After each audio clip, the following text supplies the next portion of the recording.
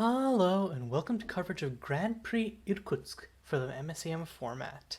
I'm Caillou, and today we're going to be watching the round 1 match between Cyber, who's playing Dreamsight Aggro, and FifthDragon, who's playing Blood Ritual, which is essentially a burn deck focused around villainy. So Cyber's deck is a crazy interesting variation on an existing archetype, which is Dreamsight Control. This centers around Dreamsight Well, which is a powerful card which says if your library has 100 or more cards in it, you draw 5 cards. It worked for control because there was lots of redundancy for the main control pieces, and you could run instant speed interaction and then tutor up a Dreamsight Well and drown your opponent in card advantage. Cyber seems to be trying a variation on this, which is just an aggressive deck, bunch of aggro threats, and I think the rationale is, well, realistically, lots of what aggro wants to do is redundant, so I can just play a bunch of these cards, and sometimes I'll just high roll into drawing a Dreamsight Well, and then drown my opponent in card advantage and burn. Meanwhile, on Fifth's end, Fifth is using Villainy, which is 3 black for an enchantment, which says whenever a creature dies for the first time each turn, you draw a card and you lose 1 life. And more importantly, whenever you cast a black non-creature spell, it deals 2 damage to any target and you gain 2 life. It's seen a bunch of play in both aggressive and controlling decks alike. Fifth's deck is more on the aggressive end, has 15 creatures, which is really a lot for a villainy deck, even the more aggressive ones, but it's very much mid-rangey. Okay, so getting into the first turn of the game, Fifth is going to play a tapped Shock Fetch, does not want to lose any life to his own lands in this matchup.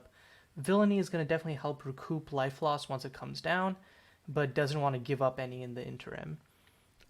Meanwhile, Cyber opens up with Forgotten Shrine, gonna use it to immediately run out a turn 1 Avatar of Basat. I think this is a weird matchup because I think by all rights, Fifth has the advantage here, mainly just because of Villainy. But if Fifth can't resolve a Villainy, then lots of Fifth's cards do lose him life. And I don't know that Fifth can out-aggro Cyber before Cyber just kills Fifth. So Fifth is just going to run out a Swamp and then pass Shock Fetch still uncracked. Fifth is probably just holding up a Memento Mori at this point. Cyber is going to attack in with the boss at first just to get in the 2 damage. Not going to give Fifth the opportunity to Memento Mori a potential creature here. So now Fifth has to decide whether he wants to Memento Mori and kill the Basat, or wait for something more impactful. The problem is Memento Mori is just an edict, so even if Cyber plays something else, it comes down to if it's better than the Basat, Cyber is just going to sack the Basat, so you might as well just kill Basat right now before it deals you 2 anyways. So yep, here comes Memento Mori. Main 2, Cyber is going to orchestrate a Storm Surge. Orchestrate basically means that it gets cast when you cast your next spell, and doesn't follow it up with anything else. That's kind of surprising to me. I feel like, or that makes me worried, because Cyber's deck is overloaded with creatures, so Cyber not playing a creature feels like it makes me worried about what Cyber's hand looks like. Meanwhile, on the other end of the table, here's the Villainy from Fifth. And now if Fifth gets to untap, this is a huge uphill battle for Cyber, because it turns every one of Fifth's non-creature spells into essentially life gain protection, and it allows Fifth to just machine gun down Cyber's board. Okay, so Cyber's going to cast a Howling Alpha, going to point Storm Surge at face. Howling Alpha is one of the reason cards from a set Worlds at War. It was one of the sets that was added in last rotation, and the can't be sacrificed text is specifically there because the best removal spells in our format are sacrifice based, so it's a meta call to run this Howling Alpha. Coming back around to the other side of the table, Fifth is going to play a Blood Jade Prophet. This is a big card advantage engine, but Fifth is going to have to lose so much life for this. And this not being a non-creature spell means that it is a bit of a problem. And wow, Fifth is going to double shock himself and draw 2 of the revealed cards. Okay, so Fifth grabbed a second villainy in a swamp and binned a demolitionist divisor, which makes sense. You're not the aggressor in this matchup, but a second villainy plus a swamp means that Fifth will be able to drop a second villainy next turn, and then if Fifth has one of his 1 mana black non-creature spells, like a Blood Ritual or a Duress, can immediately shoot something for 4. Okay, so Cyber's going to run out of Damning Flames to kill the Bloodjade Prophet. Because of villainy, Fifth loses 1 life, but does get to draw an additional card. 9 life is pretty scary. Okay, so Cyber's going to swing 4-3 with the Howling Alpha. If Cyber can kill this turn, okay, Reprising Bard from Cyber and gets back the Damning Flames makes a lot of sense. But unfortunately cannot kill Fifth this turn, which means Fifth is going to untap villainy and probably something else too. And yep, here comes the second villainy. This also happens to trigger the first villainy. Where's the trigger going? Yep, okay, he's going to shoot the Reprising Bard. Does mean that Cyber gets to cast a copy of Damning Flames. So Fifth actually loses 1 life from this exchange rather than going up on life, but it's worth it. Because, actually, Fifth loses 2 more life. So Fifth goes down to 4 because of the villainy death trigger. Then has a Duress. Howling Alpha dies, Fifth gains 4 life. Cyber's last 2 cards are an Impulsive Plan and a Magmatic Torrent, which grabbing this Impulsive Plan is actually so huge, because without it, Cyber can't refill. And then God also has a Blood Ritual, so Cyber is going to lose a whopping 7 life, and Fifth stabilizes back to 12. Yeah, Villainy is just such a strong card. Like, I don't know what Cyber could get here to save themselves. Okay, he's going to crack their land, a Forgotten Shrine, to investigate. Immediately he's going to orchestrate a Storm Surge and then pass, but yeah, it's not looking good. And ouch, here comes Xanagan. Xanagan is going to deal 4 damage from the Villainy, and then 2 damage from Xanagan herself, gaining Fifth 6 life. Cyber can no longer burn Fifth out of the game. That's a clean win. And yeah, in the end, just Fifth had so much just life gain plus interaction from Villainy, and Cyber had no removal for it. Okay, so before we get into game 2, let's check out Fifth's sideboarding. So Fifth sideboard has a bunch of controlling cards: Antithesis, Violent Collapse, Memento Mori, Exit.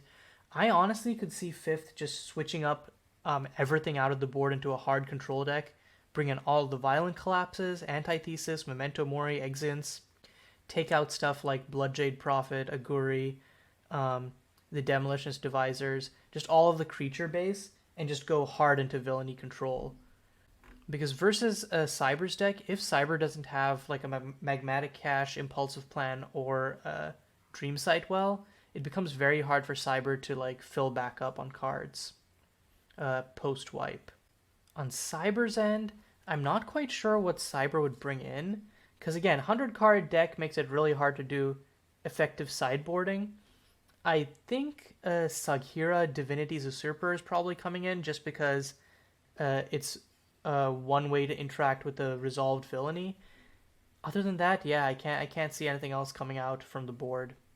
Okay, Cyber opens with a tapped Shardstone Rift and then passes. A mirror of what Fifth did last game, but absolutely not what you want to see from an aggressive deck on the play. Like, this really signals that Cyber doesn't have any 1-drops, which is kind of scary. For Cyber, at least. A similar tapped land from Fifth, a Shadowed Slums. This is a really cool card, because even though it enters tapped, you can grab it off of a fetch land, and it ends up being a land-based win con. Okay, turn 2, Cyber's going to run out a Warfield Excavator. Has a pretty beefy body that's only going to grow bigger if it gets to untap, and is notable in that it's able to dodge repeated Villainy, even like repeated Villainy triggers after 2 attacks. Fifth, meanwhile, is just going to swamp pass, Likely has Memento Mori or a boarded in exit. Cyber's going to try and run out a red pelt heart right here. This is essentially a ball lightning for 4. In response, Fifth is going to Memento Mori to kill the Warfield.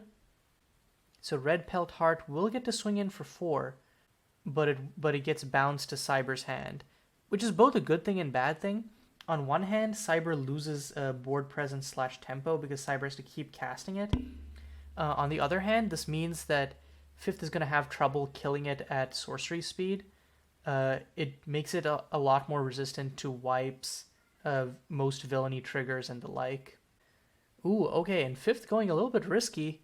Gonna sign in blood, lose 2 life, draw 2 cards, dig deep for that villainy.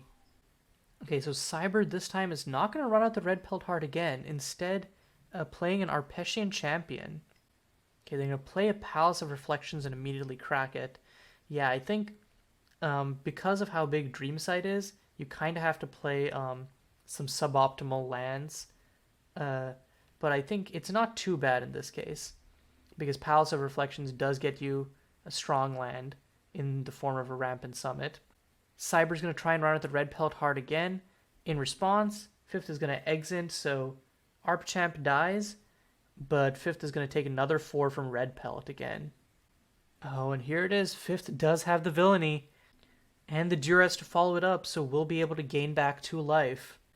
Once again, this might be a case of Cyber just not being able to outpace the villainy before it allows Fifth to stabilize. Revealed Scorch, Warfield Excavator, Red Pelt Heart, and a land. So next turn, Fifth will be able to play both the Red Pelt Heart and the Warfield Excavator, but Fifth still has 4 cards in hand and can just untap and potentially dome Cyber for a bunch. Yup, Red Pelt Heart. Just going to swing in with it for 4, and then main 2 Warfield Excavator. And because of 3 toughness, won't be able to just kill this with something random. We'll need one of the edicts. And well, technically Violent Collapse does work. So Fifth did bring that in out of the side, but I guess didn't need an edict quite to be able to kill it.